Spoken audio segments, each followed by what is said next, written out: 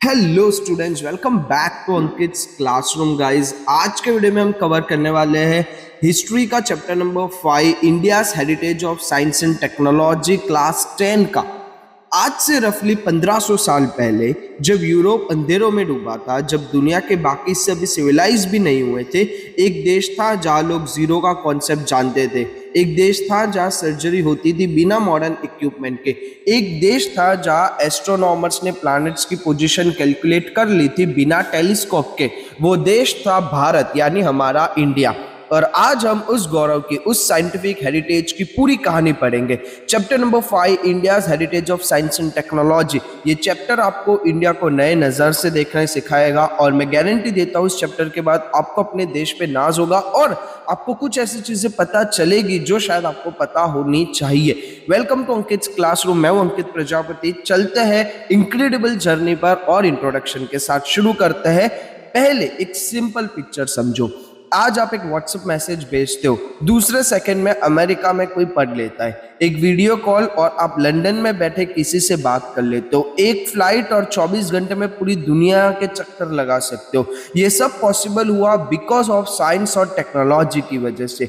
और इसी साइंस और टेक्नोलॉजी ने पूरी दुनिया को एक कर दिया, कंट्रीज को क्लोजर लाया, नेशंस में कोऑपरेशन बढ़ा और एक नई सोच दी पीस को एग्जिस्टेंस की। युद्ध नहीं, साथ रहना। अब दो डेफिनेशन याद कर लो, ये एग्जाम में सीधे पूछे जाते हैं। साइंस मतलब सिस्टमैटिक नॉलेज, यानी ऑर्गेनाइज्ड, प्रूवन, लॉजिकल नॉलेज जो रैंडम नहीं, जो एक मेथड से हासिल की गई हो। टेक्नोलॉजी मतलब practical utility of systematic knowledge, science को यूज करके जो चीज बनाते हो, जो प्रैक्टिकल एप्लीकेशंस है, वो टेक्नोलॉजी होती है। एक एग्जांपल, ग्रेविटी की नॉलेज साइंस है, उस नॉलेज से एरोप्लेन बनाना टेक्नोलॉजी है। और ये दोनों अलग अलग वर्ड्स होते हुए भी एक दूसरे से डीपली लिंक्ड है। साइंस के बिना टेक्नोलॉजी नहीं, टेक्नोलॉजी के बिना साइंस का कोई फायदा नहीं।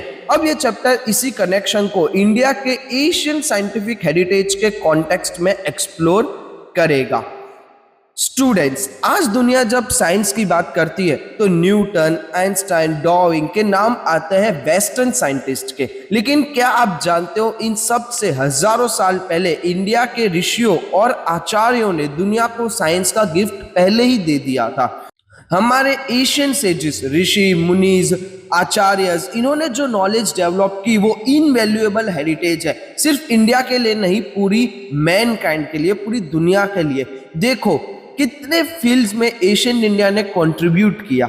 मेटालूरी, धातु विज्ञान, मेटल्स के साथ काम करना, केमिस्ट्री, रसायन शास्त्र, एक्सपेरिमेंट और रिएक्शंस के बारे में, science of medicine, Ayurveda, healing, herbs, treatment, ये सब, सर्जरी, ऑपरेशंस, हाथ से बॉडी ट्रीटमेंट करना, मैथमेटिक्स, गणित, नंबर, कैलकुलेशन, ज्योमेट्री, ये सब कुछ, एस्ट्रोनॉमी, खगोल शास्त्र जिसके अंदर स्टार्स, प्लैनेट, यूनिवर्स, इन सब के बारे में होता है, एस्ट्रोलॉजी यानी ज्योतिष, सेलेस्टियल बॉडीज और उनका प्रभाव, वास्तुशास्त्र, आर्किटेक्चर और डिजाइन का साइंस, और फिजिक्स, भौतिक शास्त्र जिसे बोलते हैं मैटर और एनर्जी के बारे में। 9 फील्ड्स, एक एशियन सिविलाइजेशन और 9 डिफरेंट साइंस में वर्ल्ड क्लास कंट्रीब्यूशन। और एक इंपॉर्टेंट पॉइंट, मॉडर्न एज के रिसर्चर ने प्रूव किया है कि इंडिया का साइंटिफिक एटीट्यूड सिर्फ रिलीजियस टेक्स्ट में नहीं था, ये रिलीजियस आउटलुक के साथ साथ साइंटिफिक थिंकिंग भी थी। मतलब इंडिया में धर्म और विज्ञान दोनों चलते थे। ये एक यूनिक कॉम्बिनेशन है जो दुनिया में कहीं और नहीं था। स्टूडेंट्स, ये चैप्टर के अंदर नॉलेज के साथ साथ इमोशंस भी होते हैं, यानी कि आपको ये सारी चीज़ें पता होनी चाहिए। ये सारी चीज़ें आपके अंदर as a knowledge, as a emotion acquire होनी चाहिए कि आप अगर कहीं पर रिप्रेजेंट करते हो कोई भी चीज़, तो आपको ये पता होना चाहिए कि नहीं, आज अमेरिका, आज लंदन, आज जर्मनी ने ये सारी टेक्नोलॉजी की, बट हमारे इंडिया ने भी ये सारी टेक्नोलॉजी, ये सारी चीज़ें बहुत सालों पहले ही ढूंढी हुई थी। अब नेक्स्ट देखते हैं मेटालूरी के बारे में। एक सीन इमेजिन करो, इंडस वैली सिविलाइजेशन रफली 4000 साल पहले एक शिल्पकार अपने हाथ से बिना आज की मॉडर्न मशीनरी के एक मेटल की मूर्ति बनाता है, एक नाचती हुई लेडी की। इतनी डिटेल, इतनी प्रीशियस कि आज भी देख के आंख नहीं हटी। मतलब आज भी उन चीजों की इतनी वैल्यू है, आज भी वैसे आइडियल, वैसे मूर्ति वापिस नहीं बन सकती। ये मूर्ति dancing girl, Indus valley civilisation के मेटालिक आइडल, एशियंट इंडिया के धातु विज्ञान यानी कि मेटालर्जी का सबसे बड़ा प्रूफ है। ये मूर्ति आज म्यूजियम्स में प्रिजर्व्ड है और दुनिया के साइंटिस्ट इसको देख के हैरान होते हैं। मेटालर्जी यानी धातु विज्ञान, मेटल्स को एक्सट्रैक्ट करना, मोल्ड करना, स्कल्पचर्स बनाना, टूल्स बनाना, ये कला इंडिया में एशियन टाइम से प्रैक्टिस होती आई है। ये सिर्फ कला नहीं थी, ये साइंस थी। आगे टाइम बढ़ता है, कुशन पीरियड आता है और तक्षशिला में बुद्धा की धातु मूर्तियां मिलती है, इतनी रिफाइंड, इतनी डिटेल की आज भी उन्हें रिप्रोड्यूस करना मुश्किल है। यानी कि जो मेटल्स की मूर्तियां हमें तक्षशिला में मिली थी, उसके बाद वैसी मूर्तियां वापस बनाना ही इम्पॉसिबल है। क्यों? क्योंकि उस टाइम ऐसा तो कौन सा मेटल यूज किया था, कैसे मेटल्स को मिक्स किया था कि वैसी मूर्तियां आज नहीं बन सकती, जो इतने हजारों साल बाद, 4000 साल बाद, 5000 साल बाद भी उसके अंदर कोई जंग नहीं लगा है, उसके अंदर वो मूर्तियां थी वैसे की वैसे आज हमें दिखती है। साउथ इंडिया, चोला पीरियड में तो मेटलर्जी अपने पीक पे थी। चोला रूलर्स के जमाने में हजारों मेटल आइडल्स बने टेम्पल्स के लिए, वर्कशिप के लिए। अब इनमें सबसे फेमस नटराजा की मूर्ति, शिव जी का तांडव फॉर्म, ये मूर्ति चेन्नई के म्यूजियम में प्रिजर्व्ड है और ये दुनिया में स्कल्पचर का मास्टरपीस मानी जाती है। ब्रोजन कास्टिंग की इतनी परफेक्ट टेक्निक की आज के इंजीनियर भी इसको स्टडी करते हैं। एक और फेमस मूर्ति राम द आर्चर, जो म्यूजियम में दिखी जाती है। और सिर्फ मूर्तियां नहीं, गॉड्स गॉडेजेस की आर्टिस्टिक स्टैचूज, बर्ड्स, एनिमल्स और बैटल नॉट कटर्स, ये सब एशियंट इंडिया की मेटालिक आर्ट के एग्जाम्पल है। हिस्ट्री में इनकी अपनी एक इम्पोर्टेंट जगह है। स्टूडेंट, ये सब उन लोगों ने बनाया जिनके पास ना कंप्यूटर थे, ना डिजाइन के लिए कोई टूल था, ना मॉडर्न फर्नेसिस थे, सिर्फ उनका नॉलेज, उनका स्किल और उनका डेडिकेशन था। अब स्टूडेंट्स केमिस्ट्री के बारे में पढ़ते हैं। ये वर्ड सुन के स्कूल की लैब याद आती है या फिर हमें वो एक्सपेरिमेंट्स याद आते हैं, बीकर्स, टेस्ट ट्यूब, एक्सपेरिमेंट्स, ये सारी चीजें। लेकिन क्या आप जानते हैं इंडिया में केमिस्ट्री की रूट्स हजारों साल पुरानी है। केमिस्ट्री एक एक्सपेरिमेंटल साइंस है, मतलब सिर्फ थ्योरी नहीं, प्रैक्टिकली करना पड़ता है, टेस्ट करना पड़ता है। और एशियंट इंडिया में ये एक्सपेरिमेंट्स होते थे मिनरल्स पे, प्लांट्स पे, सीड्स पे। केमिस्ट्री का यूज कहाँ होता था एशियंट इंडिया में? मिनरल्स, डिफरेंट मिनरल्स आइडेंटिफाई करना और यूज करना, प्लांट्स और सीड्स, एग्रीकल्चर के लिए उनकी प्रॉपर्टीज समझना, मेटल्स, नए मेटल्स बनाना या एग्जिस्टिंग मेटल्स में चेंजेस लाना, मेडिसिन, दवाइयां बनाने के लिए केमिकल प्रोसेसेस का यूज होता था। अब एक एक्स्ट्रा ऑर्डिनरी पर्सनालिटी से मिलता है आचार्य नागार्जुन। ये नाम याद कर लो, एग्जाम में जरूर आता है। नागार्जुन नालंदा यूनिवर्सिटी के लर्न्ड बुद्धिस्ट स्कॉलर थे। नालंदा जो दुनिया की पहली रेजिडेंटल यूनिवर्सिटी थी, वहां के इस स्टूडेंट ने केमिस्ट्री में ऐसा काम किया जो सेंचुरीज तक अनमैच रहा।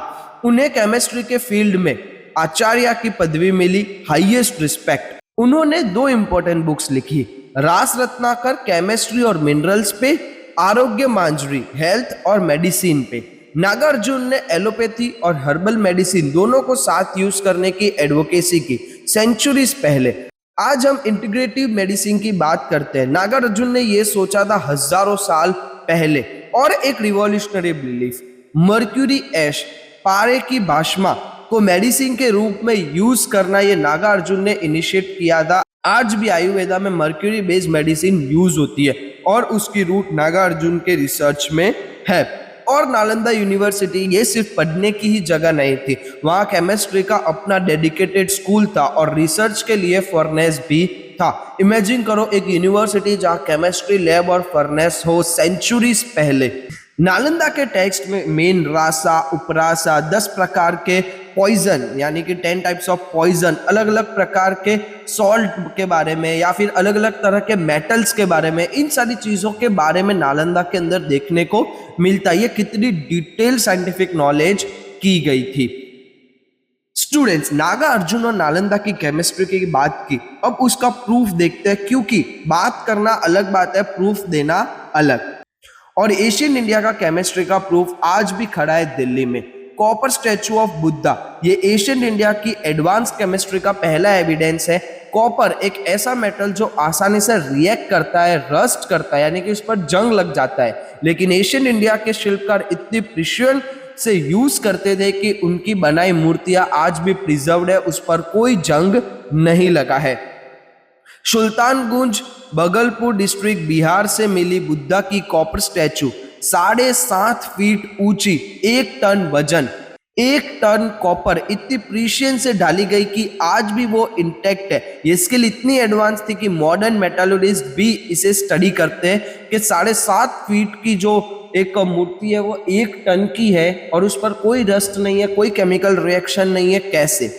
नालंदा की बुद्धा स्टैचू 18 फीट ऊंची, 18 फीट कॉपर की मूर्ति सेंचुरीज पहले बनी, आज भी वैसी की वैसी खड़ी है। लेकिन स्टूडेंट्स, अब मैं आपको एक ऐसा फैक्ट बताता हूं जो सुन के आप हैरान हो जाओगे। विजय स्तंभ दिल्ली का आयरन पिलर चंद्रगुप्ता II ने बनवाया, 24 फीट ऊंचा, 7 टन वजन है उसका। ये पिलर लोहे का है और लोहा एज वी नो जब पानी और हवा के कांटेक्ट में आता है तो रस्ट हो जाता है, यानी कि जंग लग जाता है। लेकिन ये पिलर सेंचुरीज बीत गए, नेचर की हर पीढ़ी, बारिश, गर्मी, सर्दी सब सही, और फिर भी इस पिलर में आज तक एक भी जंग नहीं लगा। ये सिर्फ एक पिलर नहीं है, इंडिया की एशियन केमिस्ट्री का लिविंग प्रूफ है।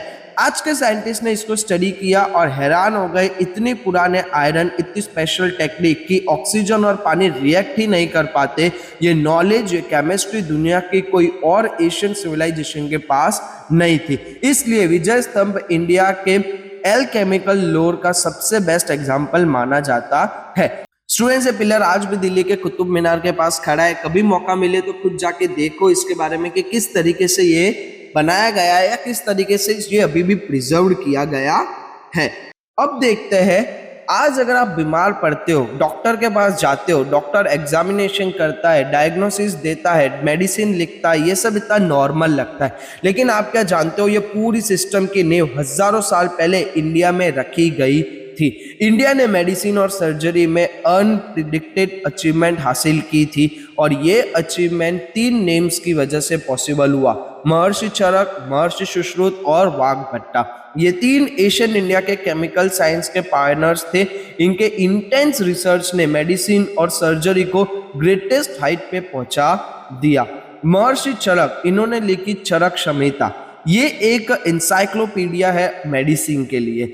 इस एक किताब में 2000 से ज्यादा मेडिकल हर्ब्स का वर्णन किया हुआ, यानी कि 2000 से ज्यादा मेडिकल हर्ब्स के बारे में बताया गया है। उनके नाम, उनकी प्रॉपर्टीज, उनका उपयोग सब डिटेल में। आज भी आयुर्वेदा के स्टूडेंट्स और जो प्रैक्टिस करते हैं आयुर्वेदा के अंदर चरक संहिता को रेफरेंस टेक्स्ट मानते हैं। नेक्स्ट है महर्षि सुश्रुत। ये सर्जरी के जन्मदाता है, फादर ऑफ सर्जरी। उन्होंने सर्जरी इंस्ट्रूमेंट्स के बारे में बताया था और ये इंस्ट्रूमेंट्स इतने शार्प थे कि एक सिंगल हेयर को, यानी एक सिंगल बाल को 2 हिस्सों में बांट सकते थे। एक single vertical hair 2 equals part में। आज की प्रिसिजन सर्जरी के इंस्ट्रूमेंट्स भी इतने फाइन होने का क्लेम करते नहीं है, लेकिन सुश्रुत ने ये हजारों साल पहले डिस्क्राइब किया था जो आज के डॉक्टर्स, आज के इंस्ट्रूमेंट यूज होते हैं सर्जरी के अंदर। वाघभट्टा, इन्होंने लिखी वाघभट्टा संहिता। ये भी उतनी ही इंपॉर्टेंट वर्क है। और स्टूडेंट्स, ये तीनों बुक मिलके चरक संहिता प्लस सुश्रुत संहिता प्लस वाघभट्ट संहिता आज भी हर डॉक्टर के लिए स्टडी मटेरियल है। मेडिसिन साइंस का एशियन फाउंडेशन है। हिंदू हर्बल साइंस, और सिर्फ इन 3 से नहीं, हिंदू हर्बल साइंस के एक अलग ही ट्रेजर है। प्लांट से, एनिमल से, मिनरल से मेडिसिन कैसे बनाते हैं, उनकी क्लासिफिकेशन, उनका यूसेज, ये सब डिटेल्ड और कॉम्प्लेक्स प्रोसेस एक रूप में डॉक्यूमेंटेड की गई है। ये नॉलेज, ये हेरिटेज दुनिया की ओल्डेस्ट मेडिकल नॉलेज सिस्टम है। अब स्टूडेंट देखते हैं सर्जरी। ये वर्ड सुन के आज भी लोग डरते हैं। ऑपरेशन थिएटर, एनेस्थेसिया, स्टेरिल एनवायरनमेंट, इतनी प्रिपरेशन चाहिए। अब सोचो, बिना एनेस्थेसिया, बिना मॉडर्न इंस्ट्रूमेंट्स, बिना ओटी, एशियन इंडिया के सर्जन्स क्या करते थे? जवाब सुन के हैरान हो जाओगे। एशियन इंडिया सर्जन्स की कैपेबिलिटीज लिस्ट देखो। ब्लड सर्कुलेशन रोकना, बाउल शेप्ड बैंडेज से खून रोकने की टेक्निक, वो भी स्पेसिफिकली डिजाइन बैंडेज से। ऑपरेशन करना, एब्डोमेन पे, किडनी पे, कैटरैक्ट पे, आंखों का ऑपरेशन करना, हर्निया, स्टोन्स, पाइल्स का, ब्लैडर का, ये सब ऑपरेशन एशियंट इंडिया में होते थे। आज के सर्जन इन प्रोसेस के लिए ईयर्स ऑफ ट्रेनिंग लेते हैं। हमारे पूर्वज ये नेचुरली जानते थे। टूटी या खिसकी हुई हड्डियां जोड़ना, ठीक है, फ्रैक्चर्स को ट्रीट करना, बोन्स को क्लासिफाई करना, टूटे हुए बोन्स को ज्वाइन करना, ये सब चीजें भी पहले होती थी। बॉडी में घुसी हुई चीजें निकालना, कोई कांटा, तीर, कुछ भी इजीली और स्किलफुली एक्सट्रैक्ट करते थे। सिम्टम्स देख के डिजीज डायग्नोस करना, एग्जामिनेशन, डायग्नोसिस, ये प्रोसेस एशियंट इंडिया में थी। रिकवरी के बाद डाइट गाइडेंस करना, पोस्ट ऑपरेटिव केयर, क्या खाना क्या नहीं, ये गाइडेंस भी पहले देते थे। प्लास्टिक सर्जरी, अब ये सुन के आप जेन्युइनली शॉक्ड हो जाओगे, एशियन इंडिया के सर्जन्स को प्लास्टिक सर्जरी का ज्ञान था। स्पेसिफिकली नाक और कान जोड़ना, रिकंस्ट्रक्शन सर्जरी। आज प्लास्टिक सर्जरी एक अल्ट्रा मॉडर्न स्पेशलिटी है, लेकिन एशियन इंडिया में ये प्रैक्टिस होती थी। और टीचिंग मेथड, डेड बॉडी पे या वैक्स स्टैचू पे सर्जरी करके स्टूडेंट्स को सिखाते थे। ये पूरी ट्रेनिंग आज भी मेडिकल कॉलेजेस में होती है, एशियंट इंडिया में होती है। डिलीवरी के टाइम रिस्की ऑपरेशंस भी किए जाते थे, वो जानते थे कि ऐसे सिचुएशंस में कैसे डिलीवरी होगी।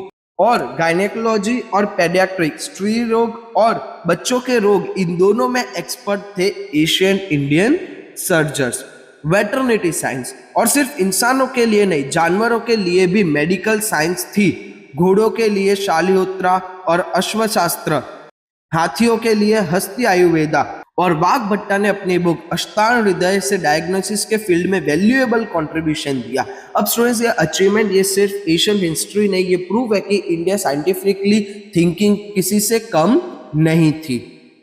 अब देखते हैं, एक बार सोचो, अगर 0 ना होता तो 10 कैसे लिखते, 100 कैसे लिखते, 1000 कैसे लिखते, कंप्यूटर का बाइनरी कोड 0 और 1 कैसे होता, ये सिर्फ पॉसिबल कैसे होता। मोबाइल फोन, इंटरनेट, बैंकिंग, सब कुछ 0 पे डिपेंडेंट है। और ये 0, शून्य, दुनिया को इंडिया ने दिया। मैथमेटिक्स में इंडिया के गिफ्ट्स टू द वर्ल्ड ये है, 0 की discovery, decimal system, algebra, theorem of Bodhayan, geometry, arithmetic, ये सब इंडिया ने दुनिया को दिया और आज पूरी दुनिया इन पर चल रही है। 0 की डिस्कवरी, आर्यभट्टा ने 0 डिस्कवर किया। ये नाम, ये कंट्रीब्यूशन ह्यूमैनिटी के हिस्ट्री में इमॉर्टल है। लेकिन 0 सिर्फ डिस्कवर करना काफी नहीं था, 0 को फिगर के बाद लिखने की प्रोसेस ये ग्रुत्समद नामा एक सेज ने डिस्कवर की। मतलब 10, 100, 1000 इस तरह लिखना, ये आइडिया ग्रुत्समद का था। और एक और फैक्ट जो सुन के दिमाग घूम जाता है, एशियन इंडिया मैथमेटिक्स ने एक के बाद 53 0 रख के जो नंबर बनते हैं उनके भी नाम डिसाइड कर लिए थे। 53 zeros आज हमारे पास मिलियन, बिलियन, ट्रिलियन तक जाते हैं। एशियन इंडिया ने उसे कहीं आगे सोचा था। और डेसिमल सिस्टम, मेजरिंग और वेटिंग का इंस्ट्रूमेंट्स हड़प्पन और मोहनजोदारो की खुदाई में मिले। मतलब इंडस वाले सिविलाइजेशन में डेसिमल सिस्टम ऑलरेडी यूज होता था। कितने पुराने हैं ये सोचना भी मुश्किल है। अब मैथमेटिक्स में इंडिया के कंट्रीब्यूशन की लिस्ट यहाँ खत्म नहीं होती, और भी एक्स्ट्रा ऑर्डिनरी नेम्स है। भास्कराचार्य 1150 AD में इन्होंने 2 पाथ ब्रेकिंग बुक्स लिखी, लीलावती गणित अरिथमेटिक पे और बीज गणित अलजेब्रा पे। और ये वही भास्कराचार्य है जिन्होंने एडिशन और सब्ट्रैक्शन के साइन डिस्कवर किए। ये वो साइन है जो आप क्लास 1 से यूज करते आ रहे हो, इन्हें इंडिया ने दिया, भास्कराचार्य ने दिया। ब्रह्मगुप्ता, इन्होंने टाइप्स ऑफ इक्वेशन इंट्रोड्यूस किया, अलजेब्रा में इक्वेशन, उनकी क्लासिफिकेशन, ये ब्रह्मगुप्ता का काम था। बोधयान, इन्होंने डिस्कवर किया ट्रायंगल की थ्योरम जो आज भी पाइथागोरस थ्योरम के नाम से जानते हैं। वह एक्चुअली बोधयान ने सेंचुरीज पहले इंडिया में डिस्कवर की थी। ये एक कंट्रोवर्शियल और इम्पोर्टेंट हिस्टोरिकल फैक्ट है। आप स्तंभा 18 BC में सुलवासूत्रा में वैदिक यज्ञ के लिए सैक्रिफिशियल पिट्स, यज्ञ वैदिक्स, ये एग्जैक्ट मेजरमेंट डिसाइड किया और साथ में जियोमेट्रिक प्रिंसिपल का एनालिसिस भी। 1800 BC, 3000 साल पहले। आर्यभट्टा, फिर से आर्यभट्टा ने सिर्फ 0 ही नहीं दिया, अपनी बुक आर्यभट्टम में पाई की वैल्यू 22/7 यानी 3.14 ये डिस्क्राइब किया। और ये भी प्रोवाउंड किया कि पाई एक कांस्टेंट है जो सर्कल की सरकमफ्रेंस और डायमीटर के रेशियो दिखाता है। ये कॉन्सेप्ट, ये मैथमेटिकल ट्रूथ आर्यभट्टा ने ह्यूमैनिटी को दिया था। स्टूडेंट्स, ये नाम और कंट्रीब्यूशन एक टेबल बना के नोटबुक में लिखना ताकि आपको याद रहे कि किसने क्या दिया था। जैसे आर्यभट्ट ने 0 और वैल्यू ऑफ पाई, गुरुत समद ने राइटिंग 0 आफ्टर फिगर्स, भास्कराचार्य ने लीलावती गणित, बीज गणित, प्लस माइनस की साइंस, ब्रह्मगुप्ता ने टाइप्स ऑफ इक्वेशन, बोधयान ने ट्राइंगल थियरम, पाइथागोरस थियरम, आप स्तंभा ने सोलवा सूत्र, जियोमेट्री, ये सब चीजें। एग्जाम में match the column, name contributions में या फिर मैथमेटिक्स का कोई क्वेश्चन आता है 4 मार्क में तो आप इजीली लिख सकते हो। Aryabhatta, father of mathematics. पिछले स्लाइड में आर्यभट्टा का नाम बार बार आया, 0, पाई, इक्वेशन, लेकिन ये एक आदमी इतना बड़ा था कि सिर्फ एक स्लाइड में समा नहीं सकते। तो अब एक पूरी स्लाइड सिर्फ उनके लिए। आर्यभट्टा 476 to 550 CE, ये वो इंसान है जिन्होंने अकेले मैथमेटिक्स की नींव इतनी मजबूत रखी कि आज भी दुनिया उस पर चल रही है। सिर्फ 0 और पाई नहीं, आर्यभट्टा ने अपने काम में अष्टांग मेथड इंट्रोड्यूस किया जिसमें ये सब कवर किया, multiplication, addition, subtraction, square root, cube root, मतलब हमारे मैथमेटिक्स के बेसिक ऑपरेशंस जो हम क्लास 1 से सीखते हैं, इनकी सिस्टमैटिक फाउंडेशन आर्यभट्टा ने रखी थी, इसलिए इन्हें फादर ऑफ मैथमेटिक्स कहा जाता है। इन्होंने बुक्स भी लिखी, दशगीतिका और आर्यभट्टियम, और 3 अलग फील्ड्स पे काम किया, मैथमेटिक्स, एस्ट्रोनॉमी और अरिथमेटिक जियोमेट्री। एक और बुक आर्य सिद्धांता, जिसमें उन्होंने एस्ट्रोनॉमी के मेन प्रिंसिपल समराइज किए। और स्टूडेंट्स, एक ब्यूटीफुल ट्रिब्यूट, इंडिया का पहला सैटेलाइट जो स्पेस में भेजा गया उसका नाम रखा गया आर्यभट्टा। एक एशियन जीनियस का नाम स्पेस में इमोर्टलाइज्ड, ये इंडिया के अपने हेरिटेज के लिए रिस्पेक्ट का सिंबल है। Other important scholar in mathematics जिन्हें याद रखना तो वो हमने आगे भी देखे, जैसे बोधयान हो गए, कटयान हो गए, भास्कराचार्य हो गए, ब्रह्मगुप्ता हो गए, ये सब ने भी इंडिया मैथमेटिकल हेरिटेज के पिलर्स माने जाते हैं। स्टूडेंट्स, एशियन इंडिया में साइंस सिर्फ एक फील्ड तक लिमिट नहीं थी, अलग अलग साइंस पे डेडिकेटेड बुक्स लिखी गई थी, और ये बुक ये हमारी साइंटिफिक हेरिटेज का रिटन प्रूफ है। ये टेबल एग्जाम के लिए बहुत इंपॉर्टेंट है, बुक का नाम और ऑथर याद कर लो। जैसे प्राचीन शास्त्र जो ब्रह्म भव्य पंचाल ने लिखी थी, ये एक स्पेशलाइज साइंस पे थी। चिकित्सा संग्रह जो चक्रपनी दत्ता ने लिखी थी, चिकित्सा मतलब ट्रीटमेंट, ये मेडिकल कंप्लायंस थी। कामा सूत्र जो वत्स्यायन ने लिखी थी, ये एक सोशल साइंस की तरह ह्यूमन रिलेशनशिप और सोसाइटी पे थी। वृक्ष आयुर्वेद या महर्षि पुरस्कार, वृक्ष मतलब ट्री, ये प्लांट साइंस बोटानी थी एशियंट इंडिया की, हजारों साल पहले प्लांट्स के डिटेल्ड आयुर्वेदिक स्टडी। योगा शास्त्र, महर्षि पतंजलि, योगा जो आज पूरी दुनिया करती है उसके सिस्टमैटिक फाउंडेशन पतंजलि ने रखी थी। योगा सिर्फ एक्सरसाइज नहीं, एक कंप्लीट साइंस है और इसका क्रेडिट इंडिया को मिलना चाहिए। यंत्र सर्वास्वा, महर्षि भारद्वाज, यंत्र मतलब मशीन, भारद्वाज ने मशीन और एयरक्राफ्ट पे लिख दिया था। विमान शास्त्र, एशियंट एविएशन साइंस कंट्रोवर्शियल है लेकिन फैसिनेटिंग भी। कलगणना, शकमुनि, कल मतलब टाइम, गणना मतलब कैलकुलेशन, टाइम का measurement, calendar science ancient India में शकमुनि ने किया था। स्टूडेंट्स, ये 7 बुक 7 ऑथर टेबल में लिखा है, कभी कभी आता है एग्जाम में, कभी कभी नहीं भी आता है, आपके नॉलेज के लिए ज्यादा जरूरी है। जब कोई आंसर आता है तो आप उसके अंदर मर्ज करके लिख सकते हो। अब स्टूडेंट्स देखते हैं एस्ट्रोनॉमी और एस्ट्रोलॉजी पर। ये एक बहुत अच्छा सिनेरियो है जो आजकल बहुत ज़्यादा ट्रेंड करता है ये जनरेशन के अंदर, या फिर बोल सकते हैं कि मॉडर्न वर्ल्ड के अंदर। एक रात इमेजिन करो, कोई लाइट पॉल्यूशन नहीं, गांव में खेत के बीच, आकाश खुला है, लाखों तारे, मिल्की वे क्लियरली विजिबल है, प्लैनेट्स अपनी जगह पर है। एशियन इंडिया के ऋषियों ने इस आकाश को देखा, और सिर्फ देखा नहीं, समझा, मेजर किया, कैलकुलेट किया और प्रिडिक्ट किया। एस्ट्रोनॉमी, खगोल शास्त्र जिसे कहते हैं, ये दुनिया की सबसे पुरानी साइंस है और इंडिया में ये साइंस बहुत एडवांस लेवल पर है। एशियन इंडिया में एस्ट्रोनॉमी पे बहुत सारे ग्रंथ बुक्स लिखे गए थे। एशियंट इंडियन यूनिवर्सिटीज में एस्ट्रोलॉजी का ऑर्गेनाइज्ड और डीप स्टडी होता था, सिलेबस थे, टीचर थे, रिसर्च किया जाता था।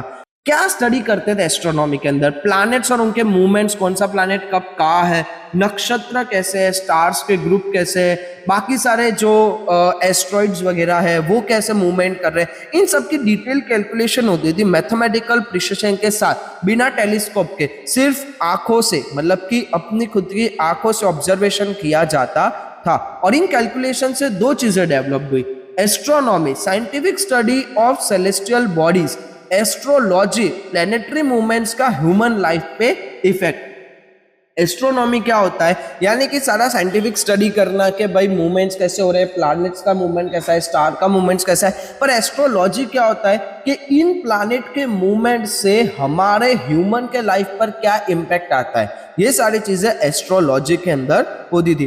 प्रिडिक्शंस किए जाते थे, भविष्य कहा जाता था प्लैनेटरी मूवमेंट्स के बेसिस पे कि अगर ये प्लेनेट यहाँ होता है तो हमारी जन्म पत्रिका बनती है, ठीक है। फिर उसके ऊपर से प्रिडिक्ट किया जाता था कि ये इंसान आगे चल के कैसा होगा या इसके लाइफ में आगे क्या होगा। अब स्टूडेंट्स, एस्ट्रोनॉमी में भी इंडिया के दो नेम्स सबसे ज्यादा माने जाते हैं। पहला है आर्यभट्टा और दूसरा है वराहमिहिर। आर्यभट्टा's contribution in astronomy, सिर्फ मैथमेटिक्स नहीं, एस्ट्रोनॉमी में भी आर्यभट्टा ने रिमार्केबल कंट्रीब्यूशन है। पहला और सबसे बड़ा फैक्ट, आर्यभट्टा ने डिक्लेयर किया कि पृथ्वी अपनी एक्सिस पे रोटेट करती है। ये 1400 साल पहले की बात है, जब पूरी दुनिया सोच रही थी कि सन घूमता है। आर्यभट्टा ने कहा नहीं, अर्थ घूमती है। आज ये बेसिक साइंस है, लेकिन तब ये एक रिवॉल्यूशनरी आइडिया था। दूसरा, लूनर इक्लिप्स का रीजन, आर्यभट्टा ने प्रूव किया था कि चंद्र ग्रहण लूनर इक्लिप्स अर्थ की छाया की वजह से होता है। चांद पर अर्थ की शैडो पड़ती है। स्कॉलर्स ने इन्हें अजर बार नाम दिया। और एक लेगेसी, इंडिया का पहला सैटेलाइट आर्यभट्टा उन्हीं के नाम पे था। तीसरा, ब्रह्मगुप्ता ने अपनी बुक ब्रह्म सिद्धांता में लॉज ऑफ ग्रेविटेशन पॉपुलराइज किए। ये न्यूटन से बहुत पहले बता दिया गया था, यानी न्यूटन से बहुत पहले ब्रह्मगुप्ता ने ग्रेविटेशन के बारे में बता दिया था, लॉ ऑफ ग्रेविटेशन बता दिए थे। बट फिर भी दुनिया में ये चीज अभी भी ऐसा माना जाता है कि न्यूटन ने ही ग्रेविटी का शोध किया हुआ है। वराहमिहिर, ये एक ग्रेट एस्ट्रोलॉजर और एस्ट्रोनॉमर थे, दोनों फील्ड्स में इक्वली एक्सपर्ट थे। इन्होंने एस्ट्रोलॉजी को 3 सेक्शन में डिवाइड किया, तंत्र, होरा और संहिता। उनके ग्रंथ बृहद संहिता, ये एक इंसाइक्लोपीडिया है। इसमें क्या क्या है, प्लैनेट्स का ह्यूमन फ्यूचर पे इफेक्ट, अगर कौन सा प्लैनेट कहाँ हो तो क्या होगा, human characteristics, personality traits, various classes of animals, animal behaviour और उनके क्लासिफिकेशंस, विवाह का शुभ समय, मैरिज टाइमिंग्स, कुंड्स, वेल्स, गार्डन्स, इन्हें कब और कहाँ बनाए, खेती के लिए शुभ टाइम, ठीक है, कि कब खेती करनी चाहिए। इतने डाइवर्स, इतने कॉम्प्रहेंसिव एक ही बुक में, और एंड में एक लाइन जो दिल से फील करनी चाहिए, we should feel pride our ancestor were expert in various science. हाँ स्टूडेंट्स, गर्व करो कि हमारा हेरिटेज इतना वाइड है कि हमने हर चीज के अंदर डिटेल स्टडी की हुई है। अब आते हैं वास्तुशास्त्र पे, जो आज भी घर बनाने से पहले बहुत ज्यादा इंपॉर्टेंट चीज मानी जाती है। वास्तु एक्सपर्ट बुलाए जाते हैं, घर का डायरेक्शन, किचन की जगह, बेडरूम कहाँ होगा, ये सब वास्तु के हिसाब से डिसाइड होता है। ये वास्तुशास्त्र, ये कोई रैंडम सुपरस्टिशन नहीं, ये एशियंट इंडिया की कंप्लीट आर्किटेक्चरल साइंस है। और इतनी पावरफुल है ये साइंस की दुनिया ने बहुत सारे कंट्रीज आज इसे रिकॉग्नाइज, डिग्निफाई और प्रेस करते हैं। इंडिया की ये नॉलेज ग्लोबल हो चुकी है। अब कंट्रीब्यूशन देखो, ब्रह्मा, नारद, बृहस्पति, भृगु, वशिष्ठ और विश्वकर्मा, इन सब ने वास्तुशास्त्र में यूनिक कंट्रीब्यूशन दिया था। वास्तुशास्त्र में क्या क्या प्रिंसिपल्स प्रोपोगेट किए गए, ड्वेलिंग्स के लिए कंस्ट्रक्शन प्रिंसिपल, घर कैसे बनाए, टेम्पल्स, मंदिर कहाँ डिजाइन, डायरेक्शन और स्ट्रक्चर होगा, पैलेसिस, राजमहल का आर्किटेक्चर प्लान, अश्वशाला, स्टेबल फॉर हॉर्सेस, हॉर्सेस का रहने की जगह क्या होगी, कैसे होगी, फोर्ट्स, किले कैसे डिजाइन होंगे, store house of ammunition, weapon storage का प्रॉपर डिजाइन, टाउन प्लानिंग, पूरा शहर का लेआउट, ये सब वास्तुशास्त्र में डॉक्यूमेंटेड है। और बृहद संहिता में वास्तुशास्त्र का डिटेल डिस्क्रिप्शन मिलता है। 15th सेंचुरी में राणा कुंभा ऑफ मेवाड़ ने इस साइंस को रिवाइव किया, दोबारा प्रोमिनेंट बनाया।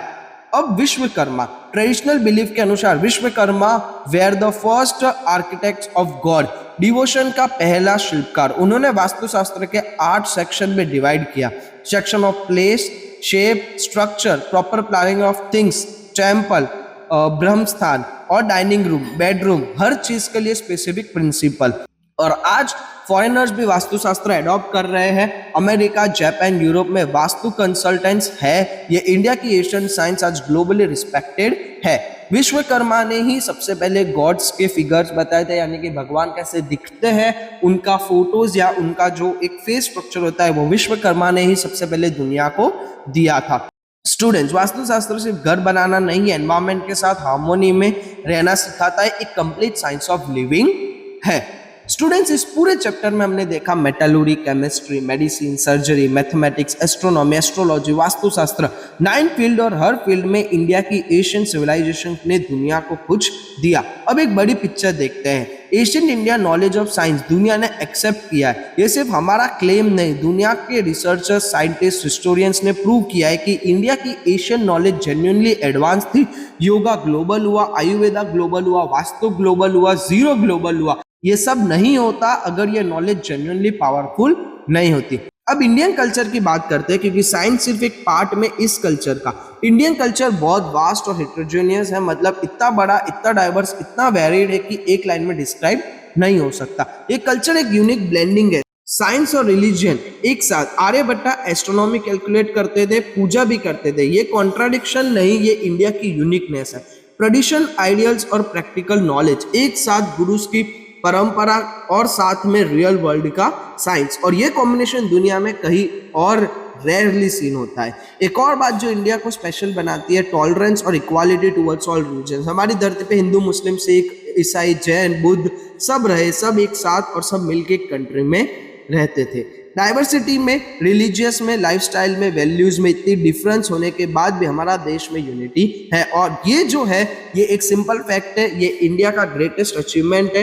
ये जो क्वालिटी है, यूनिटी इन डाइवर्सिटी, ये इंडिया कल्चर के यूनिक फीचर है।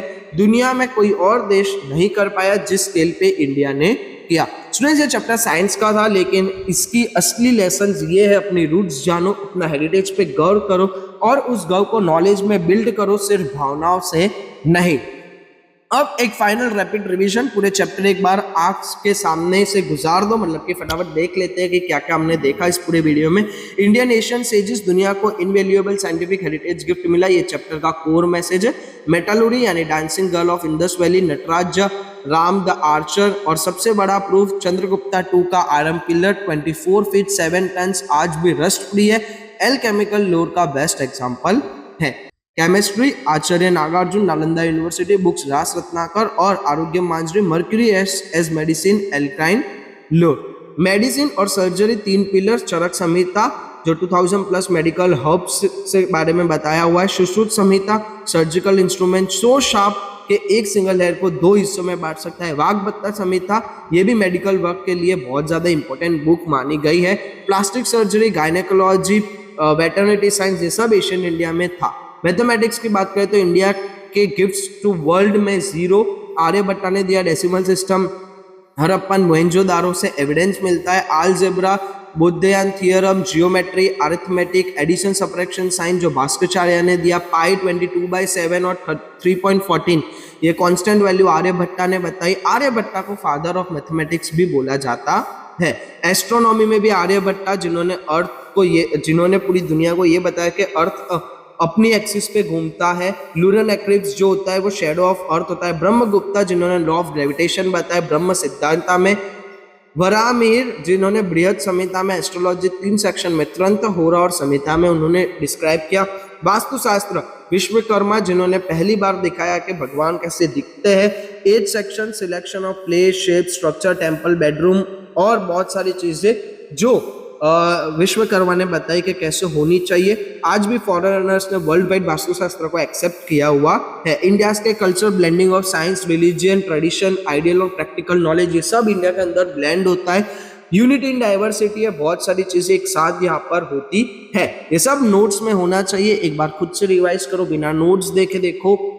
बहुत इंपॉर्टेंट चैप्टर है। इसमें मेडिकल हर्ब्स वाला जो चैप्टर है वो तो हमेशा आता ही है, ठीक है। या फिर अगर बात करते हैं चरक संहिता के बारे में आता है, वास्तुशास्त्र के बारे में आता है, मेटलर्जी, केमिकल, मतलब इस चैप्टर के अंदर बहुत कम टॉपिक्स है और वो टॉपिक्स बहुत आईएमपी है 4 मार्क के लिए, बोर्ड एग्जाम के लिए, तो वो मिस नहीं होने चाहिए। So students, chapter 5 India's heritage of science and technology complete होता है।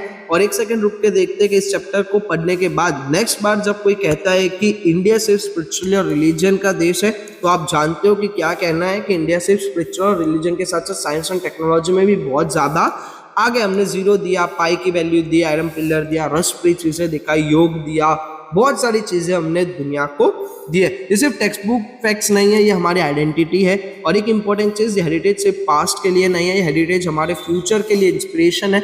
आर्यभट्टा ने जीरो डिस्कवर किया, तो आप क्या डिस्कवर करोगे या मैं क्या डिस्कवर करूँगा, ये भी हमें सोचना चाहिए।